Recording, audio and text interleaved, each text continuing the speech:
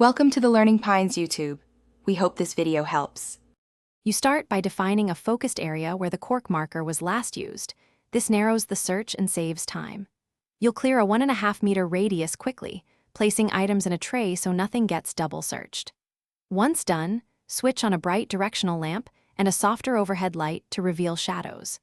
Make sure you have a small flashlight and a magnet or thin probe. These tools let you inspect gaps and felted surfaces without moving everything apart. You now scan methodically using a grid.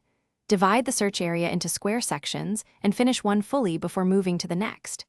Begin with visible surfaces, then angle your flashlight to create contrast and reveal the cork marker's outline or shadow. Once visible cues are exhausted, slide a thin probe under cushions and behind appliances while sweeping with a magnet if the marker has a metal end. This helps dislodge or attract small parts. Keep collected finds. You finish by recovering and verifying. When you find a candidate, inspect it and test the tip on scrap paper to confirm it's the cork marker.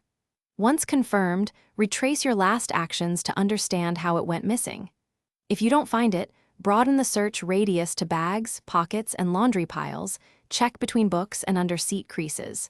If still missing, use a piece of sticky tape to lift lint and debris from fabric folds.